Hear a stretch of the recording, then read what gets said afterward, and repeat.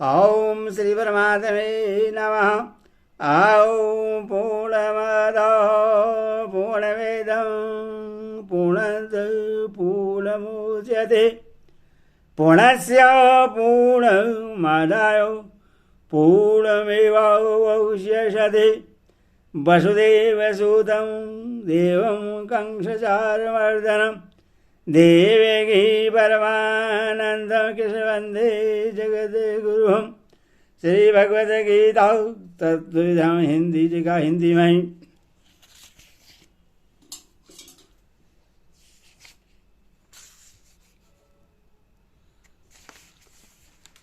आज गीता का पहले अध्याय की अध्याय हिंदी में सुनाऊंगा, भक्तगण सुनिए। पांडव के रास यज्ञ में उनके महान ऐश्वर्य को देखकर दुर्योधन के मन में बड़ी भारी जलन पैदा हो गई और उन्हें शकुनी आदि की संपत्ति से जुआ खेलने के लिए युधिष्ठिर को बुलाया और छल से उनको हराकर उनका सर्वस्व हर लिया। अंत में यह निश्चय हुआ कि युधिष्ठिर आदि पांचों भाई द्रौपदी सहित 12 वर्ष वन में रहें और 1 साल छिप कर रहें। इस प्रकार 13 वर्ष तक समस्त राज्य पर दुर्योधन का आधिपत्य रहे और पांडवों के 1 साल के अज्ञातवास का भेद न खुल जाए तो 13 वर्ष के बाद पांडवों का राज्य उन्हें लौटा दिया जाए। इस निर्णय के अनुसार 13 साल बिताने के बाद जब पांडवों ने अपना राज्य वापस मांगा तब दुर्योधन ने साफ इनकार कर दिया। उन्हें समझाने के लिए द्रुपद के ज्ञान और अवस्था में वृद्ध पुरोहित को भेजा गया, परंतु उन्होंने कोई बात नहीं मानी। तब दोनों ओर से युद्ध की तैयारी होने लगी। भगवान श्री कृष्ण को रण निमंत्रण देने के लिए दुर्योधन द्वारिका पहुंचे। उसी दिन अर्जुन भी वहां पहुंच गए। दोनों ने जाकर देखा भगवान अपने भवन में सो रहे हैं। उन्हें सोते देखकर दुर्योधन उनके सिरहाने एक मूल्यवान आसन पर जा बैठे और अर्जुन दोनों हाथ जोड़कर नम्रता के साथ उनके चरणों के सामने खड़े हो गए। जागते ही श्री कृष्ण ने अपने सामने अर्जुन को देखा और फिर पीछे की ओर मुड़कर देखने पर सिरहाने की ओर बैठे हुए दुर्योधन दिख पड़े। भगवान श्री कृष्ण ने दोनों का स्वागत सत्कार किया और उनके आने का कारण पूछा। तब दुर्योधन ने कहा, मुझ में और अर्जुन में आपका एक सा ही प्रेम है और हम दोनों ही आपके संबंधी हैं, परंतु आपके पास पहले मैं आया हूं। सज्जनों का नियम है कि वे पहले आने वाले की सहायता क्या करते हैं। सारे भूमंडल में आज आप ही सब सज्जनों में श्रेष्ठ और सम्मान्य हैं, इसीलिए आपको मेरी ही सहायता करनी चाहिए।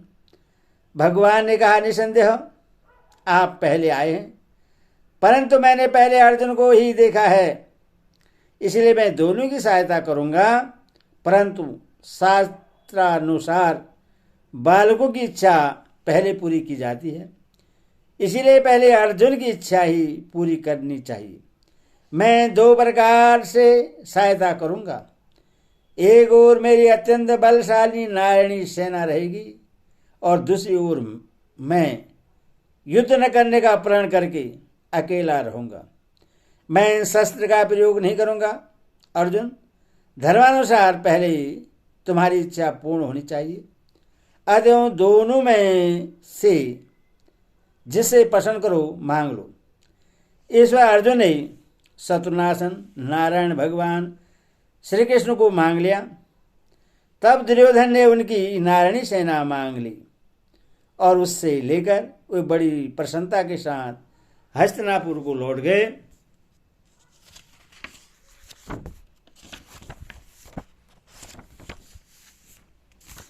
इसके बाद भगवान ने अर्जुन से पूछा, अर्जुन, जब मैं युद्ध ही नहीं करूंगा तब तुमने क्या समझकर नारायणी सेना को छोड़ दिया और मुझको स्वीकार किया। अर्जुन ने कहा, भगवान आप अकेले ही सबका नाश करने में समर्थ हैं, तब मैं सेना लेकर क्या करता। इसके सिवा बहुत दिनों से मेरी इच्छा थी कि आप मेरे सारथी बने और अब इस महायुद्ध में मेरी उस इच्छा को आप अवश्य पूर्ण कीजिए। भक्त वत्सल भगवान ने अर्जुन के इच्छानुसार उनके रथ के घोड़े हाँकने का काम स्वीकार किया। इसी प्रसंग के अनुसार भगवान श्री कृष्ण अर्जुन के सारथी बने और युद्ध आरंभ के समय कुरुक्षेत्र में गीता का दिव्य उपदेश सुनाया। अस्तु। दुर्योधन और अर्जुन के द्वारिका से वापस लौट आने पर जिस समय दोनों ओर की सेना एकत्र हो चुकी थी, उस समय भगवान श्री कृष्ण ने स्वयं हस्तिनापुर में जाकर हर तरह से दुर्योधन को समझाने की चेष्टा की, परंतु उन्होंने स्पष्ट कह दिया, मेरे जीते जी पांडव कदापि राज नहीं पा सकते। यहां तक इस सुई की नोक भर भी जमीन में पांडवों को नहीं दूंगा। तब अपना न्यायोचित स्वस्थ प्राप्त करने के लिए माता कुंती की आज्ञा और भगवान श्री कृष्ण की प्रेरणा से पांडवों ने धर्म समझकर युद्ध के लिए निश्चय कर लिया। जब दोनों ओर से युद्ध की पूरी तैयारी हो गई, तब भगवान वेद व्यास जी ने धृतराष्ट्र के समीप आकर उनसे कहा, यदि तुम घोर संग्राम देखना चाहो तो मैं तुम्हें दिव्य नेत्र प्रदान कर सकता हूं। इस बार धृतराष्ट्र ने कहा, ब्रह्मर्षि श्रेष्ठ, मैं कुल के इस हत्याकांड को अपनी आंखों देखना तो नहीं चाहता, परंतु युद्ध का सारा वृत्तांत भली बात सुनना चाहता हूं। तब महर्षि वेद व्यास जी ने संजय को दिव्य दृष्टि प्रदान करके धृतराष्ट्र ने कहा, ये संजय तुम्हें युद्ध का सब वृत्तांत सुनाएंगे। युद्ध की समस्त घटना वैल्यों को ये प्रत्यक्ष देख सुन और जान सकेंगे। सामने या पीछे से, दिन में या रात में, गुप्त या प्रकट, क्रिया रूप से परिणित या केवल मन में आई हुई ऐसी कोई भी बात न होगी जो इनसे तनिक भी छिपी रह सकेगी। ये सब बातों को ज्यों का त्यों जान लेंगे, जिनके शरीर से न तो कोई शस्त्र छू जाएगा, इनके शरीर से न तो कोई शस्त्र छू जाएगा और इन्हें जरा और थकावट ही होगी। यह होनी है, अवश्य होगी। इस सर्वनाश को कोई भी रोक नहीं सकता। अंत में धर्म की जय होगी। महर्षि वेद व्यास के चले जाने के बाद धृतराष्ट्र के पूछने पर संजय उन्हें पृथ्वी के विभिन्न द्वीपों का वृत्तांत सुनाते रहे। इसी में उन्होंने भारतवर्ष का विवरण किया।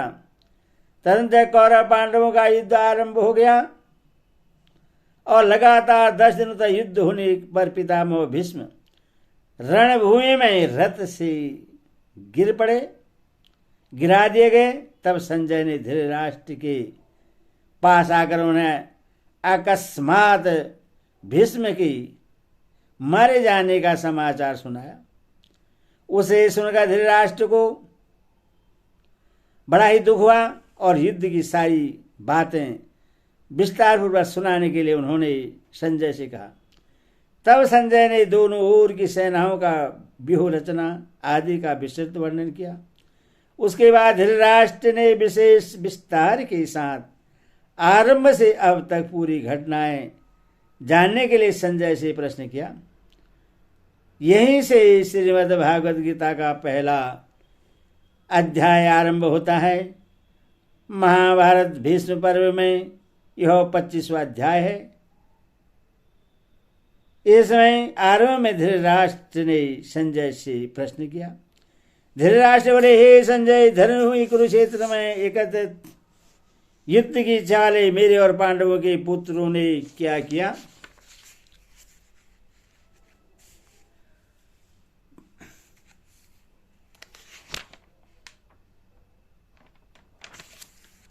पर कुरुक्षेत्र के स्थान का नाम है और उसे धर्म क्षेत्र क्यों कहा गया है? महाभारत वन पर्व में 93वें अध्याय में और शल्य पर्व के 93वें अध्याय में कुरुक्षेत्र के महात्म्य का विशेष वर्णन मिलता है। वहाँ से सरस्वती नदी के दक्षिण भाग और दृष्टदंती नदी के उत्तर भाग के मध्य में बतलाया है।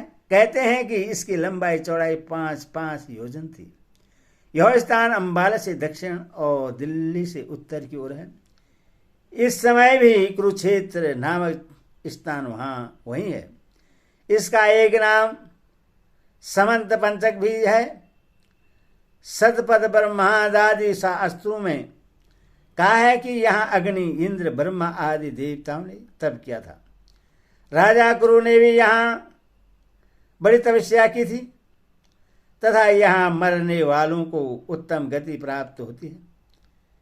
इसके अतिरिक्त और भी कई बातें हैं जिनके कारण इसे धर्म क्षेत्र या पुण्य क्षेत्र कहा जाता है। धृतराष्ट्र ने मामा का पद का प्रयोग किनके लिए किया है और पांडवा का किनके लिए, और उनका संवेदः और यदुष विशेषण लगाकर जो किम अकुर्वंत कहा है उसका क्या तात्पर्य है। धृतराष्ट्र के पूछने पर संजय कहते हैं, मामा का पद का प्रयोग धृतराष्ट्र ने निज पक्ष के समस्त योद्धाओं से अपने दुर्योधन आदि 101 पुत्रों के लिए किया है, और पांडवा पद का युधिष्ठिर पक्ष के सब योद्धाओं सहित युधिष्ठिरादि 5 भाइयों के लिए संवेदा और युयुत्स विशेषण देकर और किम अकुर्वत कहकर धृतराष्ट्र ने गत 10 दिनों के भीषण युद्ध का पूरा विवरण जानना चाहा है कि युद्ध के लिए एकत्रित इन सब लोगों ने युद्ध का प्रारंभ कैसे किया, कौन किससे कैसे भिड़े और किसके द्वारा कौन किस प्रकार और कब मारे गए आदि। भीष्म पितामह के गिरने तक भीषण युद्ध का समाचार धृतराष्ट्र सुन ही चुके हैं। इसीलिए उनके प्रश्न का यह तात्पर्य नहीं हो सकता कि उन्हें अभी युद्ध की कुछ भी खबर नहीं है और वे यह जानना चाहते हैं क्या धर्म क्षेत्र के प्रभाव से मेरे पुत्रों की बुद्धि सुधर गई और उन्होंने पांडवों का स्वस्थ देकर युद्ध नहीं किया, अथवा क्या धर्मराज युधिष्ठिर ही धर्म क्षेत्र के प्रभाव से प्रभावित होकर युद्ध से निवृत्त हो गए, या अब तक उन दोनों सेनाएं खड़ी ही हैं, युद्ध हुआ ही नहीं, और यदि हुआ है तो उसका क्या परिणाम होगा इत्यादि। हरि ओम तत्सत। हरि ओम।